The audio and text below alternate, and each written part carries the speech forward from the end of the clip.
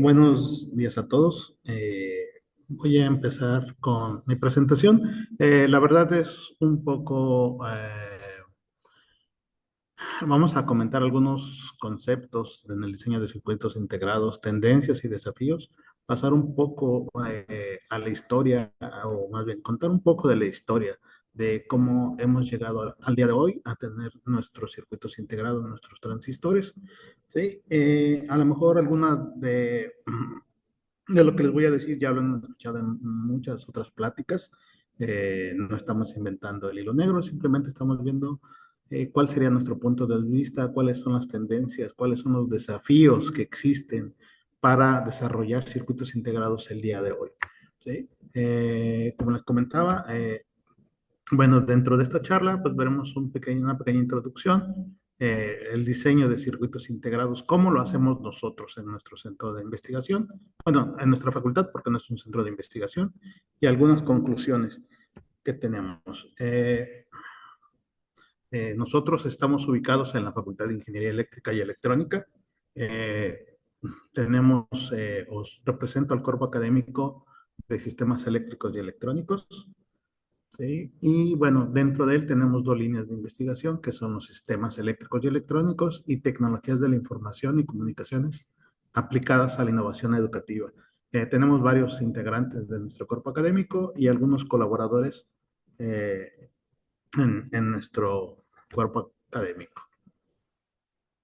Actualmente estoy elaborando o participando en tres programas de posgrado, que son la maestría en Ingeniería Aplicada en la LGAC3, la maestría en Micro y Nanosistemas, que se me pasó a ponerla acá, y el doctorado en Ingeniería Aplicada, ¿sí? En el cual contamos con, o más bien, con tres líneas, y yo participo en la línea 3, que son sistemas multifísicos. Bueno, como siempre les digo a mis alumnos, antes de empezar cualquier proyecto, de empezar cualquier actividad, lo que nosotros debemos hacer es siempre tener una idea clara de qué es lo que vamos a hacer. ¿Por qué? Porque es muy fácil perdernos en Internet, ¿no? Poder llegar, tener una computadora, una tablet, un dispositivo inteligente y entonces llegar, conectarnos a Internet y perdernos, ¿no? Buscar algo y veo un TikTok o veo otra cosa y me perdí en ese mundo. ¿Por qué no mejor pensamos nuestra idea, aunque suene que eso ya no se usa, a papel y lápiz, arrastramos el papel y el lápiz, pensamos qué es nuestra idea, qué es lo que quiero buscar, qué es lo que quiero mejorar, y entonces cuando yo tenga una idea clara de lo que quiero hacer, pues irme hacia la internet, porque si no, nos la vamos a pasar como acá podemos ver, aquí en el internet, en un mundo de opciones que nos dan y realmente no llegamos a nada, no concluimos en nada. ¿Sí? Bueno, vamos a continuar, no vamos a empezar. Bueno, este ejemplo siempre se los pongo a nuestros alumnos. El diseño de circuitos integrados es, podemos pensarlo como si fuera una receta de cocina. Esta receta de cocina, nosotros sabemos cómo hacer waffles, ¿no? Pero cada marca de waffles nos va a indicar cuánto porcentaje quieres de harina, cuánto porcentaje necesitas de mantequilla, necesitas de leche, necesitas de huevo y en qué porción se tienen que colocar, ¿no? Entonces, toda esa arena se bate, se pone a cierta temperatura, o se mezcla, perdón, se pone a cierta temperatura, ¿no? Hay que procesarla sin que nosotros toquemos el material y al final tenemos nuestras obleas. Eso, bueno, en este caso son waffles, pero eso lo podemos llevar a el desarrollo de circuitos integrados. Hay que seguir al pie de la letra la receta que nos dan en cada laboratorio que nosotros llegamos. ¿Por qué? Porque si nosotros pensamos en que somos ingenieros o que somos tecnólogos y decimos, bueno, pues me aviento una regla de tres y si aquí yo necesito calentar mi muestra a 80 Celsius durante 3 horas, pues para qué perder 3 horas si Si soy ingeniero y puedo hacer una regla de tres, ¿no? Eran 80 Celsius, pues lo multiplico, digo, pues en una hora pues le voy a subir a 240. En una hora serían los 240 y ya. Eso no funciona. ¿Por qué? Porque vamos a cambiar las propiedades químicas de los materiales o las propiedades de los materiales como tal y no nos va a salir lo mismo. ¿Sale? Entonces, dependiendo a qué laboratorio vayamos nosotros, debemos seguir al pie de la letra la receta con la cual vamos a trabajar y a desarrollar nuestros circuitos. ¿Qué pensamos en nuestra oblea? Pues en nuestra oblea partimos, ¿sí?, del silicio, que es el segundo material más abundante en la corteza terrestre. Entonces nosotros partimos de esto, ¿no? Pensando que es arena de playa, pero esta arena de playa tiene que pasar por un proceso metalúrgico para obtener silicio cristalino o silicio policristalino con un factor de pureza que debe ser del 99.999999 para que se pueda utilizar en los procesos CMOS. Si no tiene esa calidad de pureza, no lo vamos a utilizar en el proceso CMOS. ¿Sí? Una vez que nosotros aseguramos que todos los materiales son de ultra alta pureza, entonces sí podemos pensar en que nuestras ideas que vayamos a sembrar las podemos llevar al silicio. Una vez que nosotros ya nos fabricaron este circuito integrado, este sistema o este sistema MEMS, que es un sistema microelectromecánico, entonces después llegará un punto en donde nos cortarán ese dado y este dado ya lo podremos quitar de ahí, lo vamos a empaquetar, lo podemos llevar a otro punto. ¿Ok? Bueno, vamos a un poco de historia. ¿Sí? La electrónica que conocemos parte fundamentalmente de ¿sí?, de la electrónica a bulbos. Esta electrónica a bulbos no se ha del todo. Los grandes músicos o los que aman mucho la música siguen utilizando estos sistemas que son caros, ¿sí? Pero ellos aseguran que tienen ultra alta fidelidad en la parte acústica. Les digo esto según los músicos, ¿sí?, los que hacen música y los que conocen de notas y esta parte. Bueno, la electrónica actual lo que trató de hacer es sustituir a estos bulbos, porque ellos querían algo que fuera más compacto, que consumiera menos potencia y que conmutaran de manera más rápida, ¿sí? Es por eso que por ahí de los años 47 en los laboratorios Bell, Verdin, Bretin y Schottky desarrollaron el primer transistor de punto de contacto, ¿sí? Este transistor que nosotros vemos acá está en un museo, pero pues básicamente tenía un sustrato de germanio, metal, una pequeña espira, un plástico aquí, ¿sí? Y de estos lados tenía contactos de oro. Lo que sí es, en algún punto, conectarlo, ponerlo para que surgiera la corriente que pasaba a través de ellos. En ese momento, pues, ellos no sabían qué había pasado porque esperaban tener una conducción, no la tuvieron hasta que movieron el resorte y vieron que se cerraba el circuito y tenían esa conducción.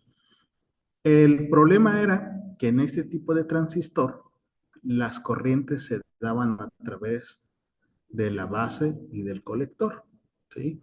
Este primer transistor, su símbolo se quedó y después apareció el transistor de unión bipolar, ¿sí? Este transistor de unión, pues bueno, ya las corrientes eran a través del emisor y a través del colector.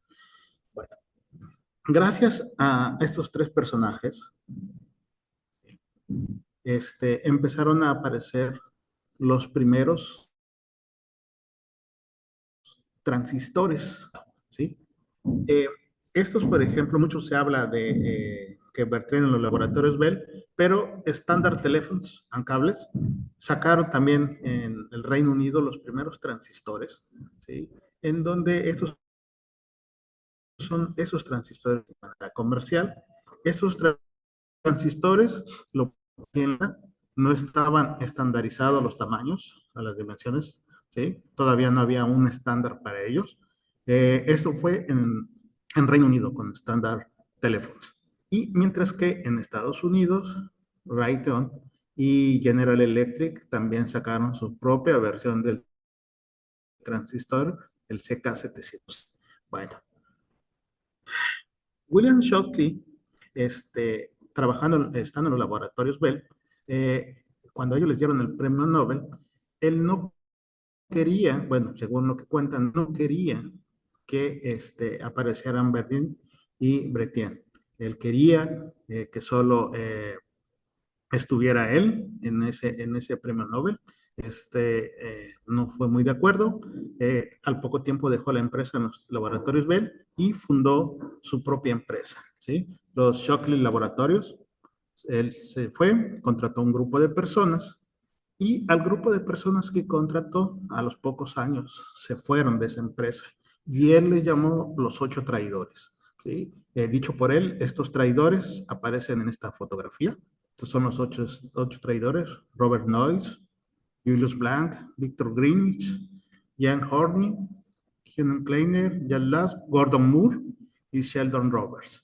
Estos 8 traidores, así llamados por Shockley, se fueron a otra empresa que se llama Fairchild Semiconductor.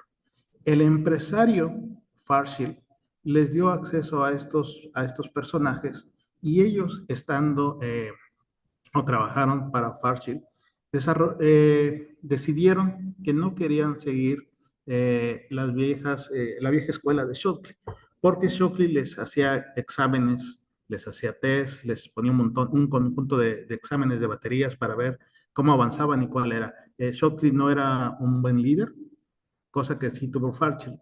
Fairchild los dejó que ellos se pudieran, no había diferencias entre un jefe y un trabajador. Y terminando la jornada laboral, ellos todos se reunían a tomar y a convivir y a estar como si fueran una familia. Eso es lo que cuenta la historia, lo que nos dicen a través de ellos. Y también Fairchild fue de los primeros en introducir a las mujeres para que ellos se encargaran de soldar los chips, porque, de acuerdo a lo que ellos decían, ellas, perdón, tenían la habilidad de trabajar mejor con estos principales productos a escala micrométrica o de centímetros, ¿no? Entonces, recordemos muy bien a estos personajes, ¿sí? A los 8 traidores, según Shockley. Bueno, para los años 48, apareció Jack Kilby, que desarrolló el primer circuito integrado. ¿Sí? Este primer circuito integrado tenía un transistor, una resistencia, ¿sí? Y un capacitor. Todo esto, aquí lo pueden ver, esto es tal cual, él lo diseñó en un circuito integrado planar. Gracias a él tenemos la electrónica del día de hoy. Igual también ganó el premio Nobel junto con Robert Noyce, ¿sí? Y tocaron o llegaron a la concepción de este circuito integrado. ¿Cuál era el problema acá? Las conexiones de oro, ¿sí? Las interfaces, los materiales pues que no quedaron, vamos a llamarlo, bajo un estándar, ¿no? Simplemente podemos ver aquí una burbuja, que sería el conector, aquí otro, créanme que por aquí se logra ver el alambre, que son sus alambres y conexiones de oro, pero este fue el primer circuito integrado que se desarrolló, ¿sí? Después, en la empresa de Fairchild, dos de los traidores, ¿verdad? Robert Noyce y Jan Horney, desarrollaron el primer transistor de unión bipolar, ¿sí? Ya de manera comercial, ya para tintes comerciales, que son aquí el transistor NPN, ¿no? Donde ya podemos ver la base, el emisor y el colector. Directamente todo en un mismo circuito integrado. Que es, recuerden, aquí lo importante es que pasamos del bulbo a tener nuestro circuito integrado a dimensiones mucho más pequeñas, consume menos potencia y es mucho más rápido, ¿sí? Bueno, para los años 60 apareció el primer circuito integrado ya en tecnología planar, en el cual incluíamos, sigue siendo de la empresa Fairchild, 4 transistores. Entonces ya contar con 4 transistores en el mismo espacio de silicio, ¿sí? Fue un logro impresionante a los años 60, tener todo dentro de un mismo sustrato de silicio, ¿sí? Hablamos algo de por ahí de 2 milímetros por 2 milímetros o 3 milímetros por 3 milímetros. Es algo impresionante para la época, ¿sí? Eh, en 1925, Julius Lilienfeld, él patentó, ¿sí?, la idea de cómo podría ser el transistor de efecto de campo. Debido a las condiciones tecnológicas de ese tiempo, pues evidentemente no pudo desarrollarlo hasta que Kang en 1963 desarrolló el primer transistor MOSFET. Al desarrollar este primer transistor MOSFET, que es un transistor de efecto de campo, este transistor tenía varias ventajas. Era mucho más rápido que el BJT, conmutaba más rápido que el BJT, consumía menos potencia que el BJT, pero era mucho más difícil de fabricar. Entonces, lograr fabricarlo se volvió muy, muy complejo de hacer, ¿no? Cómo desarrollarlo, cómo poder fabricar ese transistor de efecto de campo.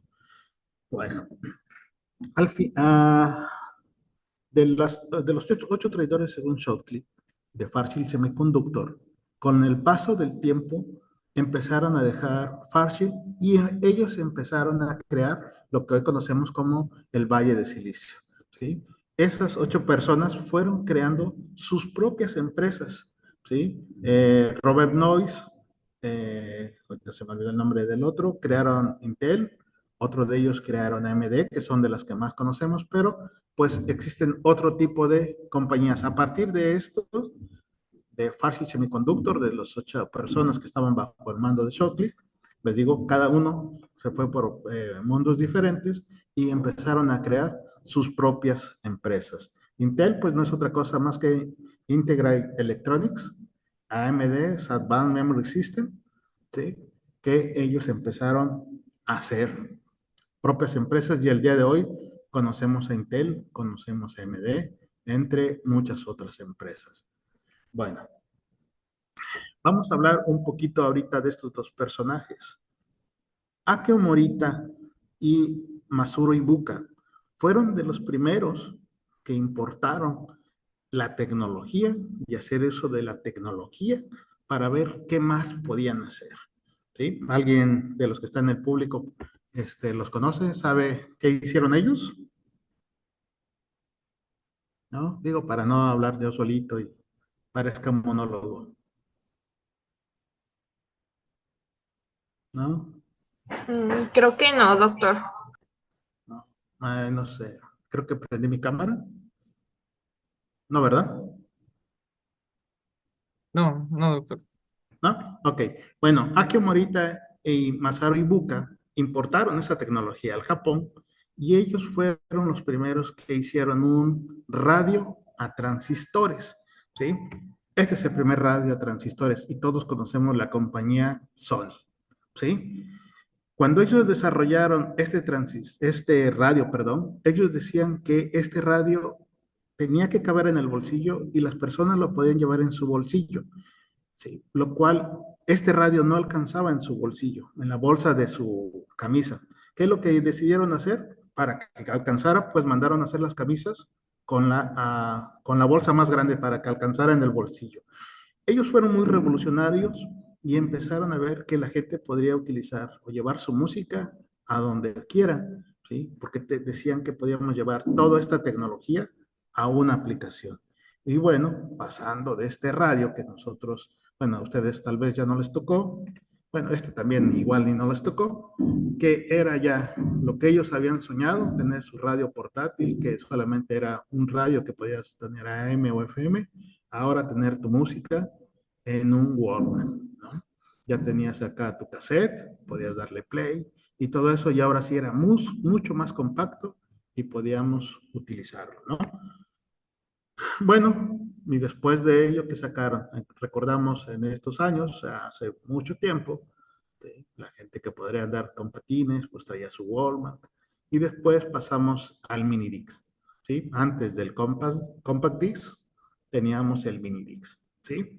Y bueno, aquí teniendo este mini Dix, pues ya teníamos el sueño de ellos, ¿no? Que el radio fuera mucho más pequeño y que fuese portátil. Esto que nosotros vemos como poder tomar la tecnología y hacerla de nosotros, actualmente se sigue utilizando. Por ejemplo, Samsung lo hace, Apple lo hace, ¿sí? Ahorita vamos a ver por qué digo que ellos también lo hacen. Pero la idea partió de Sony, ¿sí? Actualmente nosotros vamos a encontrar compañías que se dedican a fabricar circuitos integrados y compañías que se dedican al diseñar esos circuitos integrados, a diseñar nuevos productos y que son directamente compañías más grandes, pero que no se dedican propiamente a la fabricación de circuitos integrados. Si nosotros vemos, este es el ranking mundial en el primer cuarto del 2024, ¿sí? Estamos hablando de este año, de 2024. Esas son las ganancias netas que tienen ellos en billones de dólares. Entonces, la compañía número uno a nivel mundial es Taiwan Semiconductor, ¿sí? Taiwan Semiconductor en el primer cuarto de este año ganó 18.85 billones de dólares, ¿sí?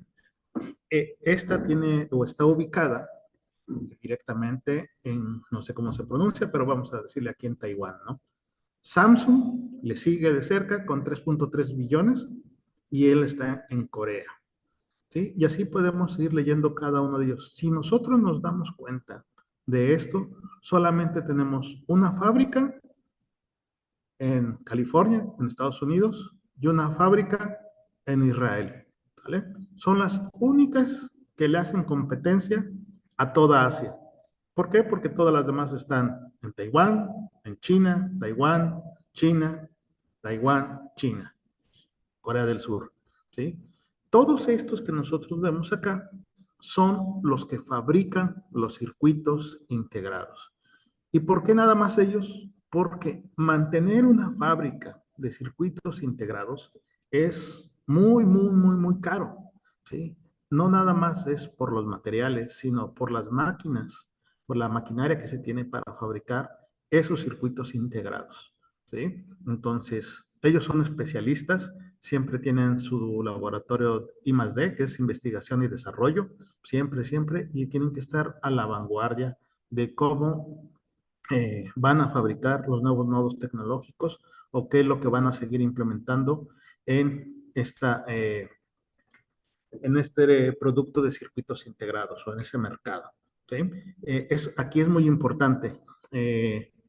Estados Unidos determinó a partir de la pandemia, recuerden, dejamos de recibir muchos autos porque no había chips, porque no había tal cosa.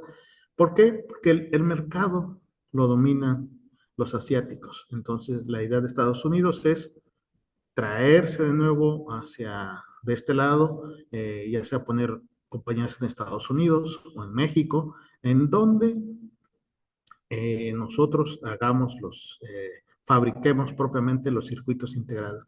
Pero eso requiere de una inversión muy grande.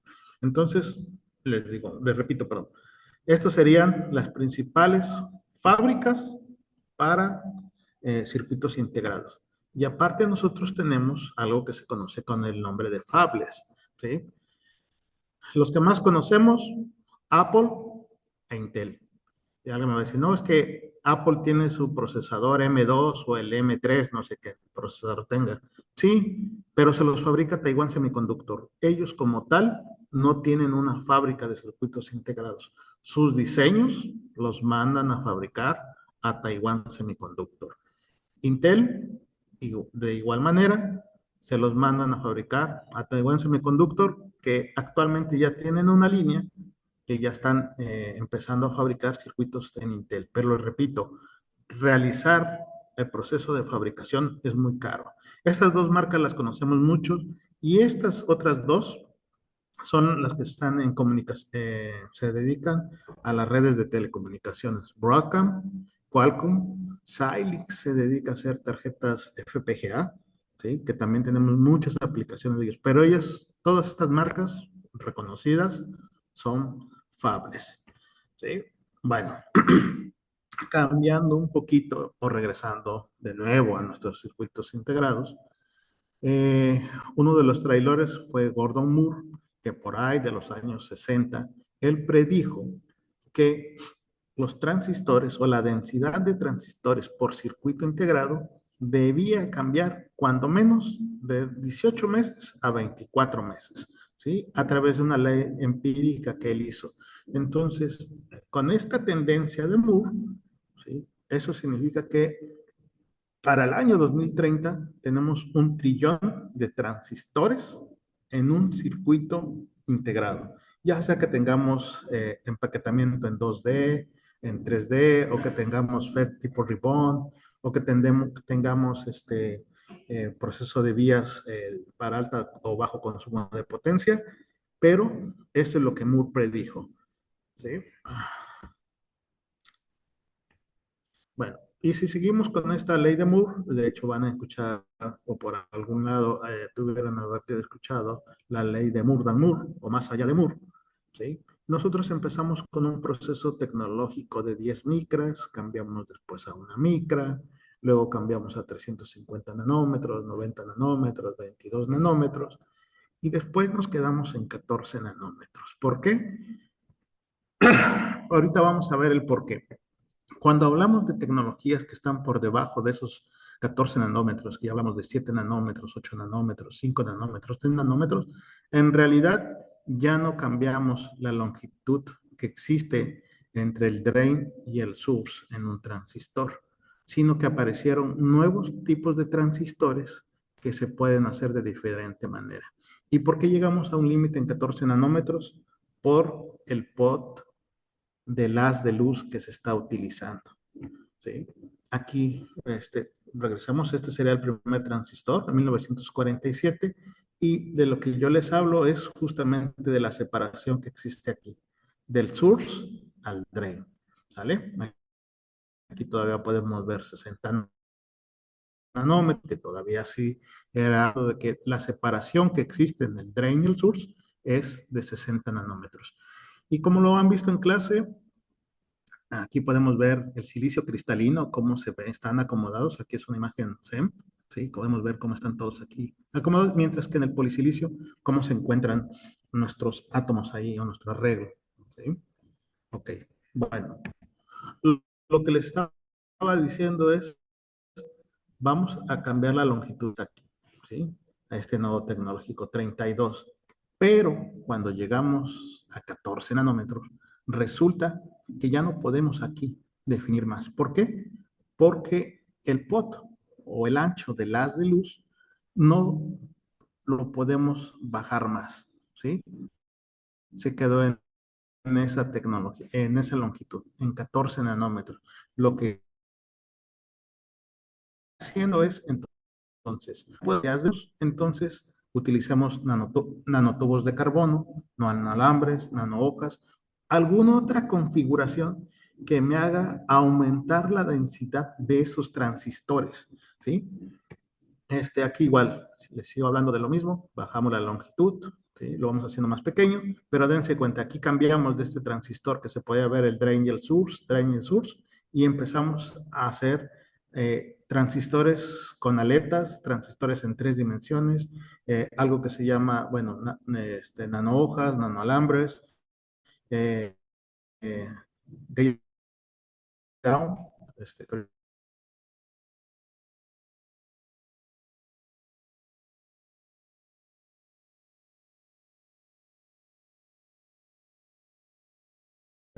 este proceso de fotolitografía se utiliza con una de las máquinas más actuales que se llama EUV, que es luz ultravioleta extrema, que estamos hablando de una longitud de onda de 16 nanómetros aproximadamente, Esta máquina que se utiliza desde el año 2023 solamente una empresa la produce, ¿sí? Y esta empresa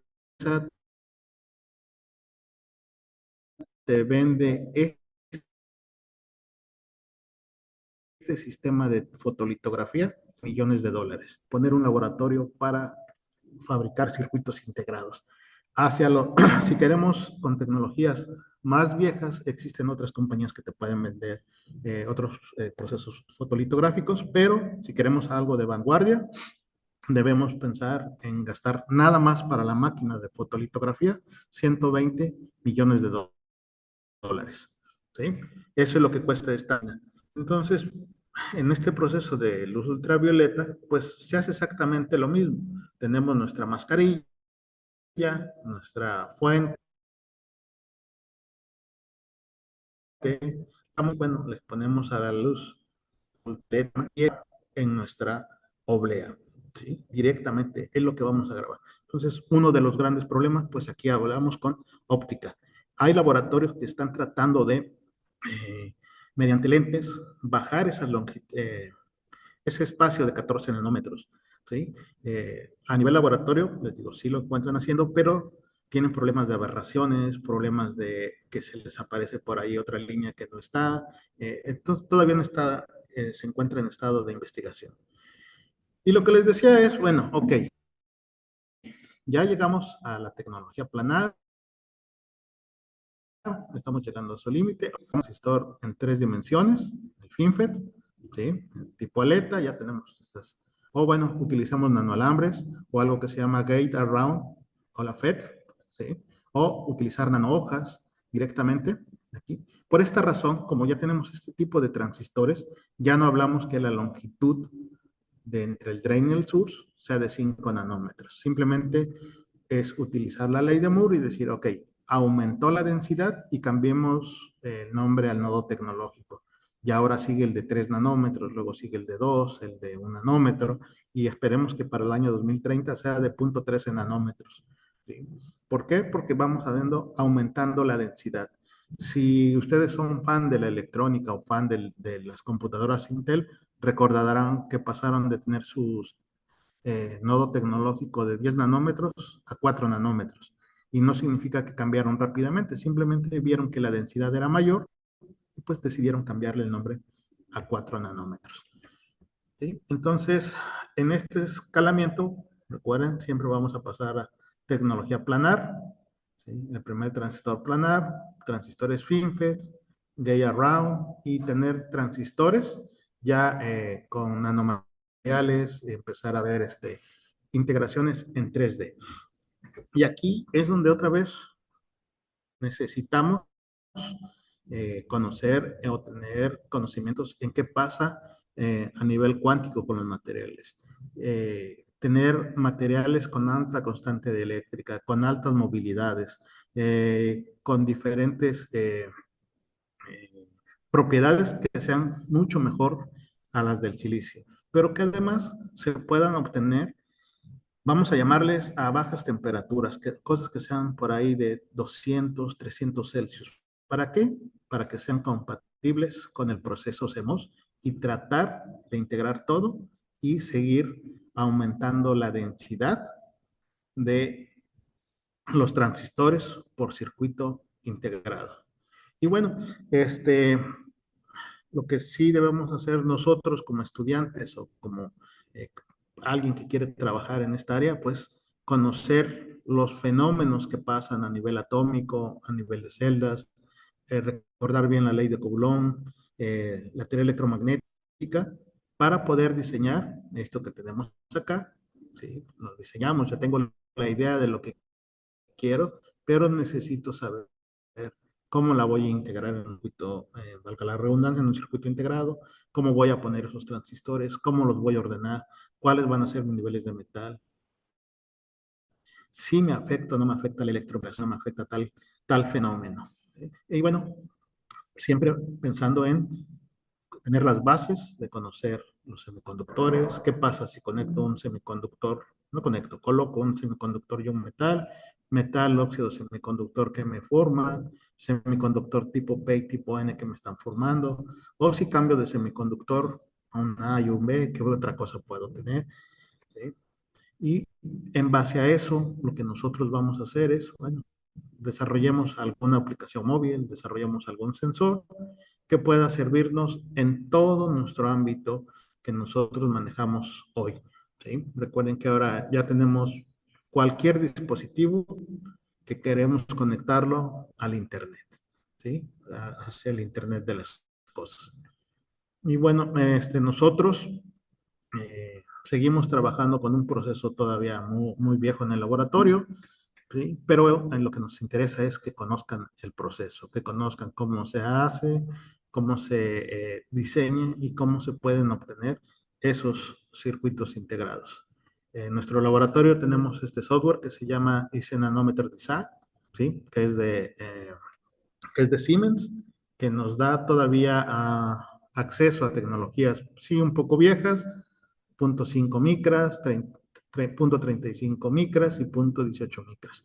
¿Sí? No, no podemos decir que estamos a la vanguardia comparándonos con un nodo tecnológico de 10 nanómetros o 5 nanómetros, pero en esencia, si nosotros podemos diseñar algo que se fabrique a 180 nanómetros, lo escalamos y tal vez funcione por allá en 20 nanómetros. Pero la idea de diseño la seguiremos teniendo de cómo realizar nuestros circuitos integrados. ¿Sí? Y bueno, nuestros colaboradores, como siempre, pues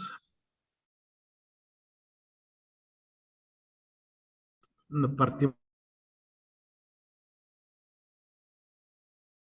de los de tener los estudiantes a pizarra rosa, son de licenciatura, solo Nat aquí ya está, que es de doctorado, ya está por doctorarse, y bueno, actualmente tenemos dos chicos más en nuestro, en nuestro grupo de trabajo, y bueno, nuestros colaboradores cercanos, pues es la UAP, por la cercanía, y tenemos buenas compañías en el CIO, pues en la UADI, en Ecosur, en la Universidad Autónoma de Quintana Roo, la Universidad de Antioquia, Westmont College en Estados Unidos y la Universidad Politécnica de Cataluña. Y bueno, pues muchas gracias por su atención.